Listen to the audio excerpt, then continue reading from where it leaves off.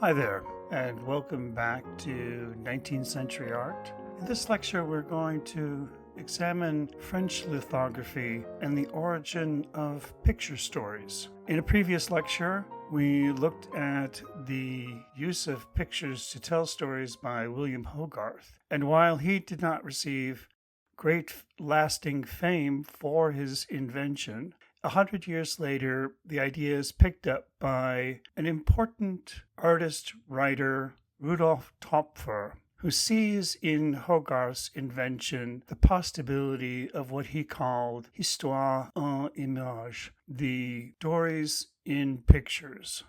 Rudolf Töpffer was a man who grew up with a father who was a painter, and early on he hoped to follow his father in the trade of being a landscape artist, but he soon found that his failing eyesight prevented him from painting the kind of detailed work that landscape painting demanded. And so he turned his attention to writing creative novels about his journeys and travels, and these proved very popular. And he had a position as the director of a school for boys. And there, in trying to encourage them to read, he started making up these picture stories, fanciful, fantastic adventures of characters with pictures. And he thought this would surely bring the young readers on board.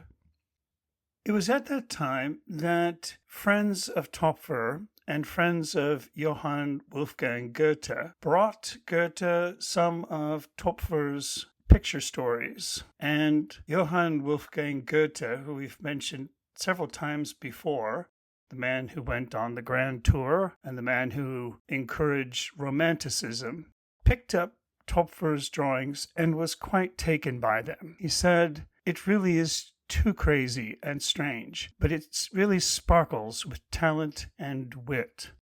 This was a surprising admission by Goethe.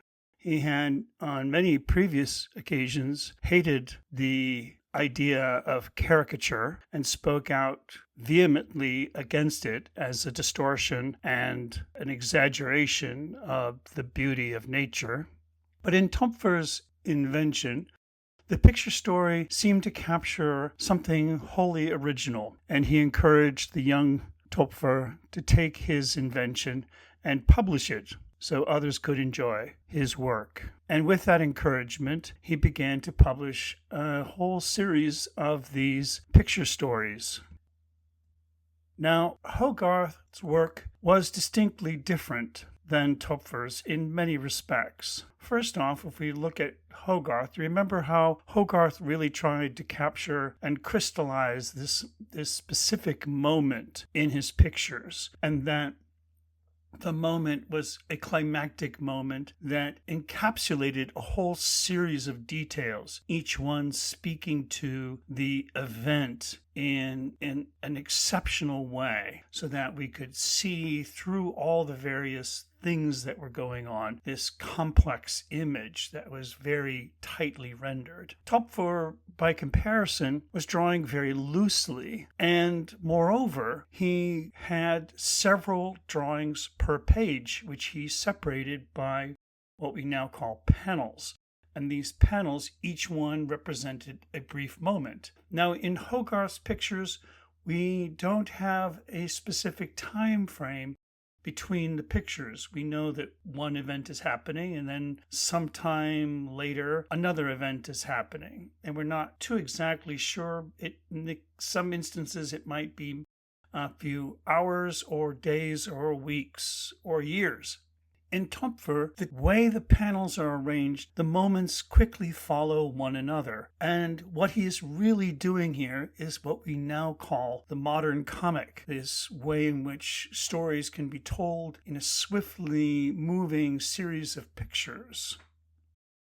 The other thing that was really quite marvelous about Töpffer's work was that he enjoyed to mix up his genres. It wasn't a serious moral story like Hogarth. Instead, it was a kind of adventure, romance, fantasy, satire, farce. It played on a sense of whimsy and outrageousness that people found humorous and engaging. So here we have Monsieur Jabot.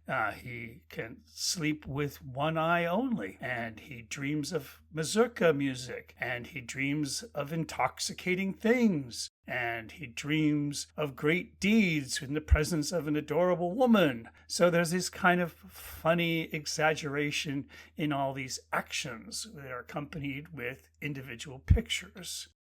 The satirical and the absurd, the way in which he jumps from scene to scene and action to action, where the characters go farther and farther into ridiculous actions, all of this lend itself to a sense of immersion in this crazy world that he had invented.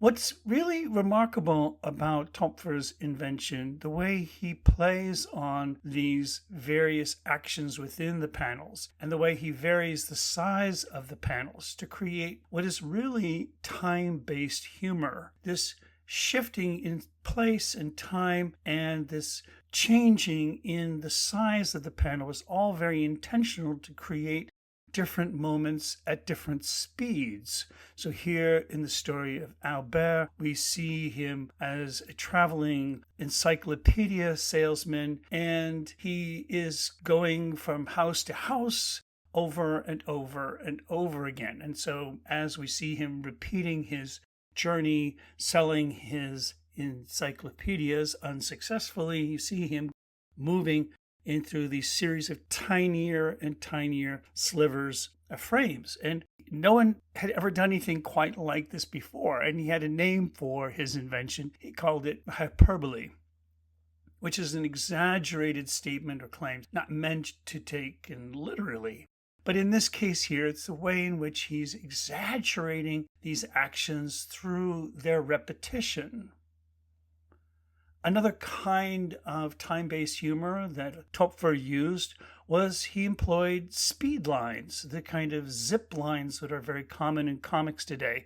You see this windmill spinning around and round and round so fast that it becomes a blur of motion, and it produces so much wind that it pulls these piggies up into the air and where they blow away. Whereas Hogarth was very concrete and specific in this particular moment of time. He was freezing time. He wanted us to see the action as it was unfolding in one specific moment. Whereas Töpffer is trying to create a series of images that move from each other, that their interaction becomes a part of the humor.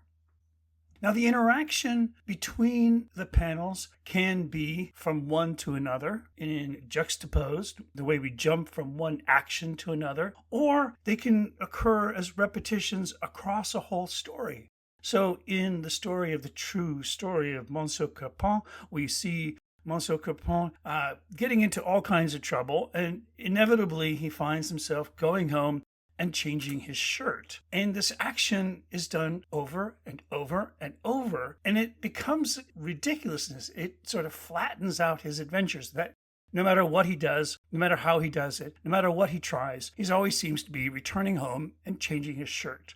And the absurdity of that makes the action seem more mechanical and more ridiculous.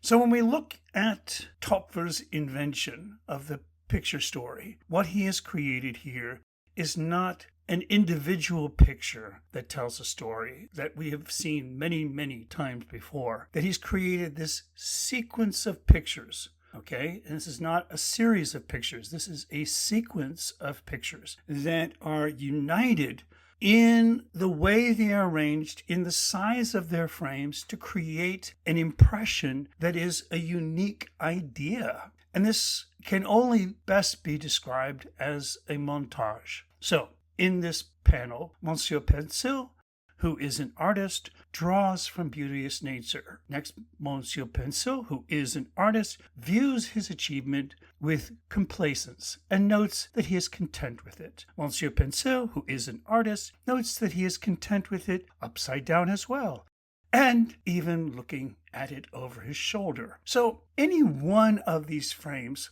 could have been a picture by Hogarth, but it's the repetition of them and the repetition of the language that we begin to create an image of Monsieur Pencil as a little full of himself, a kind of ridiculous character who likes to admire his work as an artist. And that can only happen by this combination of conveying a single idea through this series and succession of different scenes or moments, right? We are, in a sense, animating the action through these individual pictures compiled together.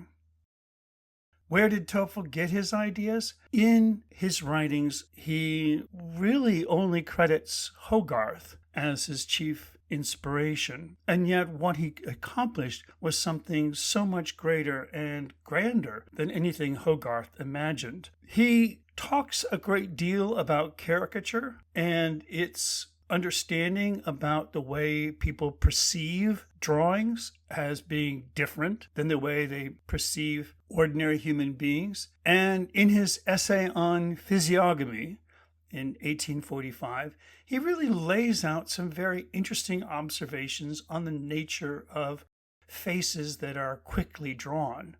He says there are no way to create a face that does not have some kind of complex emotion, that the combination of mouth and nose and eyes and the overall shape creates an impression that gives us a really complex expression, that by just shifting any one of these simple lines, you can create a really original and novel expression. It doesn't take a lot of skill or artifice to do this.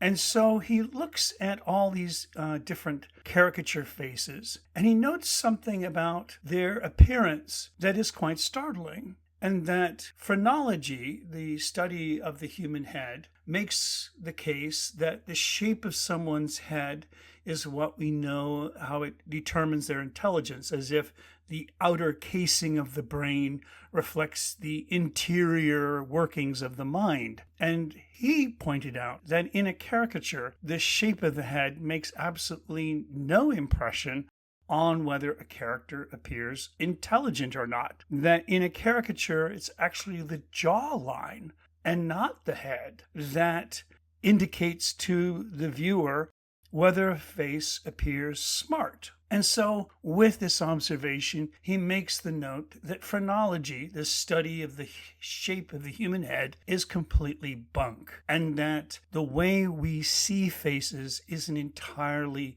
subjective art that has no basis in the actual intelligence of a human being, because jawlines do not indicate whether somebody is smart or not. So one of the curious things about Töpffer's invention was he seems to have been aware of speech bubbles, but he did not employ them in his picture stories. And this is curious because today modern comics are full of speech bubbles, and we take for granted that a comic artist would use them. They seem to be a very convenient way to create dialogue in a scene. But in every one of his picture stories, he did not use them. But we do see from this drawing earlier that he did know them and he did use them, but he didn't feel that they were appropriate for his picture stories. Now, to understand why he would leave them out, you have to go back and really look at the whole history of speech bubbles, which I have done, and look at their progression over the centuries. Because when they first appeared, they were very few, and they were in these long scrolling forms they called phylacteries. And in these long scrolling forms, they were trying to represent the human voice visually. By the end of the 18th century, text had become very dominant in caricature. and very large blocks of text. As writing had become more prolific and more widely disseminated in the society, the need to represent the human voice as a speech bubble was diminishing, and people felt that these blocks of texts were kind of getting in the way of the drawing, and that it was better just to put them below the picture, as it was more convenient to see the picture without it being interrupted by all this writing. And so we have, by the end of the 18th century, speech bubbles begin to disappear. And with their disappearance, they are gone for the invention of the modern comic and would not return for yet another 100 years. So, Töpffer, enormously popular books, were brought and translated into many languages and disseminated all over Europe. Now, Töpffer individually did not receive a lot of money from his inventions. They were pirated and copied by a whole host of various artists, and there was no international copyright law at this time. And so his invention, though widely imitated by many, many different artists, it never really was something that he took a great deal of fame from. And it didn't help that he wasn't entirely proud of his invention. He didn't put his name on his publications. Part of the reason for that was he didn't believe it to be a serious work, and he didn't want it to tarnish his reputation. So the status of comics has always been slightly suspect, even when it's given the encouragement by such an important man of letters as Johann Goethe. Now, the way in which Töpffer was able to disseminate his picture stories was through a new kind of printing technology. Now, the printing technology was not the impetus for him creating the picture story. He did this entirely with the basic tools of drawing.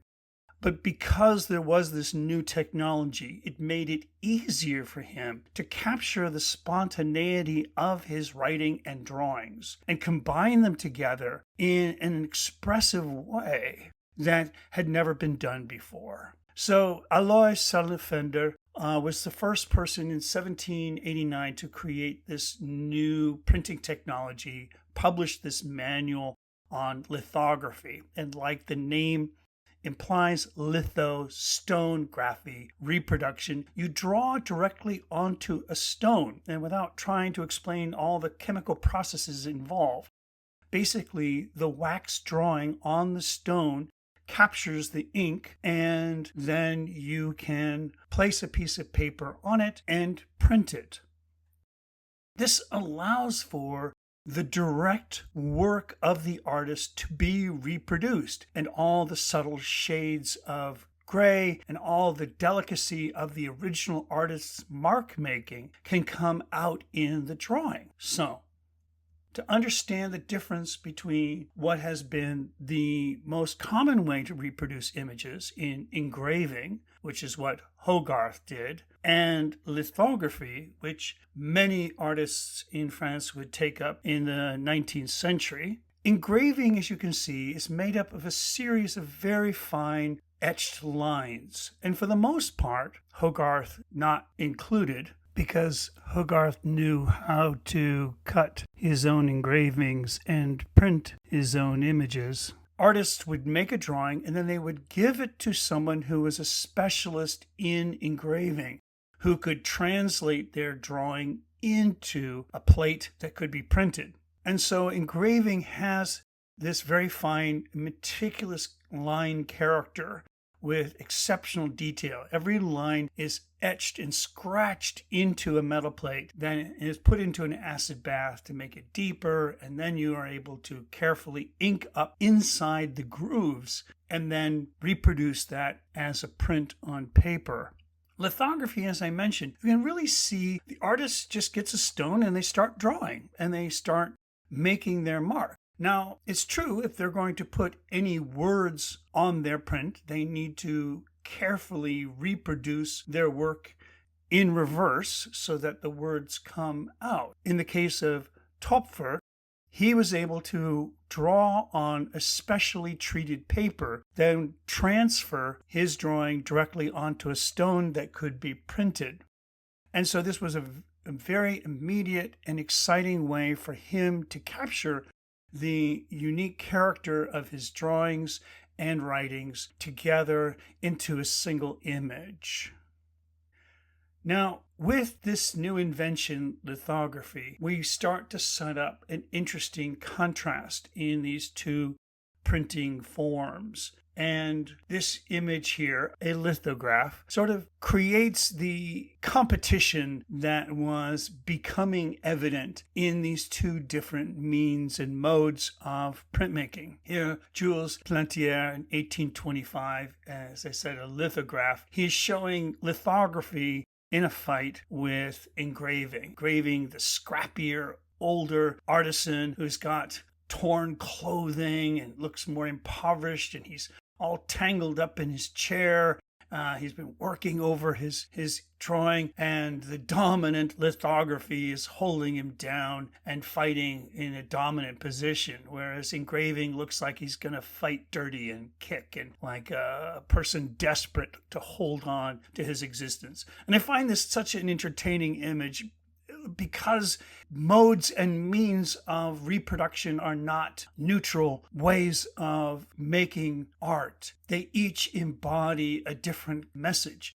And that is what we know from Marshall McLuhan, that the medium is the message. So it's very interesting how these two combating medium speak to the changing character of popular art in the 19th century.